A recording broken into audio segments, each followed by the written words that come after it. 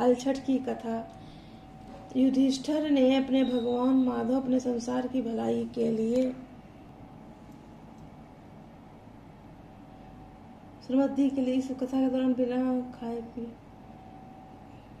अच्छा, जय भगवान, जय हलछठी महारानी, सभी की मनोकामना पूर्ण करो। ये मेरी हलछठ महारानी है। ये बनाई हूँ मैं जैसे पैसे बना पाई हूँ, लेकिन चेहरा आँखें बहुत प्यारी बनी हैं, बहुत अच्छी लग रही हमें तो। पद्म पुराण में वर्णित हलछठी की कृत की व्रता। एक समय धर्मराज युधिष्ठिर ने भगवान श्री कृष्ण से कहा कि माधव अपने संसार की भलाई के लिए अवतार धारण किया है।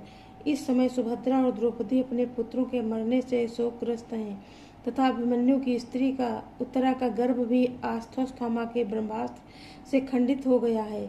माता पिता संतानहीन होने की वजह से अत्यंत दुखी हैं।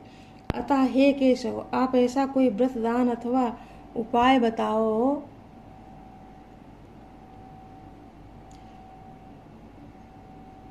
अत्यंत जिससे कि माता पिता संतान शोक से दुखी ना हो और उत्तम दीर्घायु तथा स्वस्थ संतान उत्पन्न हो। युधिष्ठिर की बात सुनकर भगवान श्री कृष्ण कहने लगे, हे राजन, मैं तुमको एक व्रत बताता हूँ जिसको नियम पूर्वक करने से खंडित गर्भ भी जीवन पा जाता है तथा संतान दुखी नहीं होती है। राजा युधिष्ठिर के पूछने पर भगवान श्री कृष्ण ने कहा, हे युधिष्ठिर, प्राचीन काल में सुभद्रा नाम की एक प्रसिद्ध राजा थे। सुभद्र, उसकी रानी का नाम सुवर्णा था और उनके एक हस्ती नाम का प्रतापी पुत्र था जिसके अपने नाम से हस्तिनापुरी बसाई।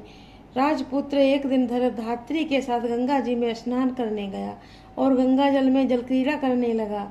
इतने में ही एक ग्राह उसे जल में खींच ले गया। धात्री ने यह घटना जाकर रानी को बताई। ये सुनकर रानी सुवर्णा बहुत दुखी हुई और क्रोध में उसने धात्री के पुत्र को धधकती हुई अग्नि में डाल दिया।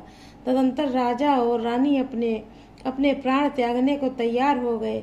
इस धात्री की माँ भी अपने पुत्र शोक में किसी